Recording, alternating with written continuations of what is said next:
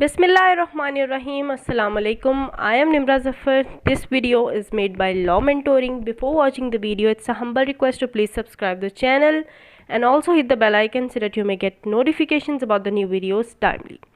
Topic start करने से पहले एक बात क्लियर कर दूं कि अगर आपको हमारे चैनल से कोई वीडियो नहीं मिल रही तो टॉपिक लिखने के बाद सर्च बार में बाय लॉ मेंटोरिंग लिखकर सर्च करें तो आपको टॉपिक इजीली मिल जाएगा। एक और बात, अगर आप में से किसी भी स्टूडेंट को किसी भी टॉपिक पर कोई भी नोट्स चाहिए हों तो इंस्टाग्राम पे पेज है लॉ नोट्स 8 के नाम से, आप वहां पर कांटेक्ट कर सकते हैं। जिस भी टॉपिक पर आपको नोट्स चाहिए वहां से आपको अवेलेबल हो जाएंगे इन अ वेरी लो प्राइस। अब आते हैं अपने टॉपिक की तरफ।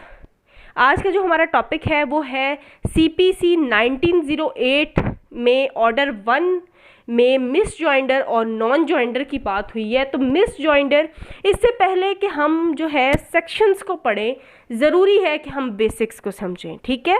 मिस जॉइंडर और नॉन जॉइंडर पार्टीज़ क्या होती हैं, ये order 1 parties to the suit जो है उसमें लिखा हुआ है। तो अब सबसे पहले मिस जॉइंडर क्या होता है। मिस, इसके वर्ड से पता लग रहा है मिस, ठीक है। ऐसी पार्टी जो कि नेसेसरी थी, ज़रूरी थी एक सूट में, तो उसमें वो पार्टी मिस हो गई है और उसकी जगह कोई अननेसेसरी पार्टी आ गई है, तो this is called as misjoinder, ठीक है। ऐसी पार्टी जो कि मिस्टेकनली ऐड हो गई है और वो party neither proper nor necessary, ना तो वो प्रॉपर पार्टी है जो कि सूट में ऐड हो सके और ना ही वो नेसेसरी पार्टी है जिसका उसमें ऐड होना लाजमी था।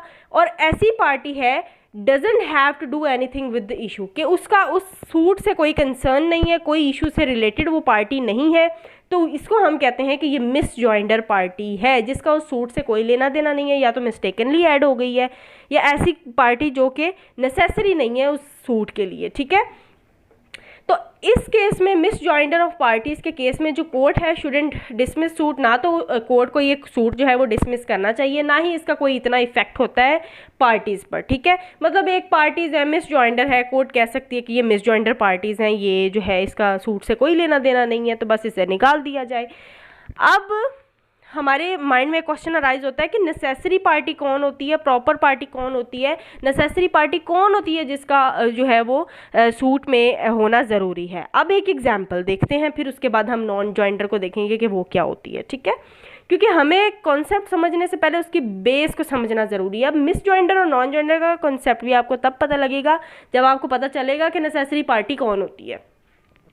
फॉर एग्जाम्पल ABCD जो हैं, ठीक है, ये एक प्रॉपर्टी में को ओनर हैं, ठीक है। A और B का आपस में पार्टीशन का कोई भी मसला बन जाता है, ये मैं आपको एग्जांपल दे रही हूँ, ठीक है। तो इन दोनों का सूट है चला अदालत में, इन दोनों का केस चल पड़ा है अदालत में।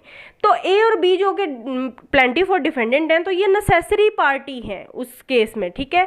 अब जो बाकी लोग हैं इर्द गिर्द वाले C और D जैसे के हो गए, यहाँ पर B नहीं आएगा, C और D जैसे के हैं, वो क्या होंगे इर्द गिर्द वाले, कि उनसे कोर्ट उनको भी बुला सकती है, कोई सवाल जवाब पूछ सकती है related to A and B या फिर प्रॉपर्टी से रिलेटेड, क्योंकि ये लोग सब आपस में को ओनर है। लेकिन मसला किसका बना है, A और B का।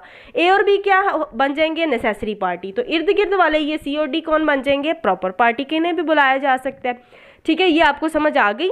अब आते हैं नॉन जॉइंडर के कॉन्सेप्ट पे। नॉन जॉइंडर क्या होता है, ऐसी पार्टी जिसका उस सूट में होना ज़रूरी था और उसे ऐड नहीं किया गया, तो ये नॉन जॉइंडर हो जाएगा, ठीक है। नॉन जॉइंडर जो ज्वाइन नहीं हुआ लेकिन वो ज़रूरी था। If the necessary party is not a party, मतलब A और B का अगर रोला बना है, इन दोनों का आपस में फड्डा है, ठीक है, लेकिन A और B जो हैं उनमें से कोई भी एक बंदा मिसिंग है, उस पार्टी में कोई है ही नहीं, मतलब वो ऐसा बंदा है ही नहीं जो मिसिंग हो, तो क्या होगा, ये क्या बन जाएगी, नॉन जॉइंडर बन जाएगी। उनकी प्रेजेंस जो है वो एसेंशियल है, ठीक है। किस लिए एसेंशियल है, कि वो नेसेसरी पार्टी हैं भाई, उनकी वो होंगे तो कोई अप्रोप्रिएट जजमेंट आएगी, वो होंगे तो कोर्ट को फैसला करने में आसानी होगी। तो इन नॉन जॉइंडर जो है वो क्या होता है, किसी नेसेसरी पार्टी का सूट में मौजूद ना होना is called as non joinder party, जो कि जिसने ज्वाइन नहीं किया। और उसका ज्वाइन होना क्यों ज़रूरी था, फॉर द अप्रोप्रिएट जजमेंट, कि जो है उसकी जजमेंट जो है वो ठीक आ सके, उसमें कोई एम्बिगुअस चीज़ ना हो, उसमें कोई वेग चीज़ ना हो जो समझ से बाहर हो, ठीक है। सूट कैन बी डिसमिस, और अगर नेसेसरी पार्टी नहीं है सूट में तो वो सूट डिसमिस हो सकता है, कोर्ट उस सूट को डिसमिस कर सकती है कि जिस पार्टी का लेना देना था वो तो कोई आई नहीं है, वो तो है ही नहीं इसकी, तो सूट डिसमिस हो सकता है इस बेस पर, ठीक है। और इसका डिक्री के ऊपर सीधा सीधा जो है वो इम्पैक्ट पड़ता है। तो ये था मिस जॉइंडर और नॉन जॉइंडर का कॉन्सेप्ट, और नेसेसरी पार्टी और प्रॉपर पार्टी के लिए मैं एक अलग से वीडियो भी बनाऊंगी। So this was all about our today's lecture. Thanks for watching the video, and if you like the video then don't forget to like, share and comment. Thank you so much.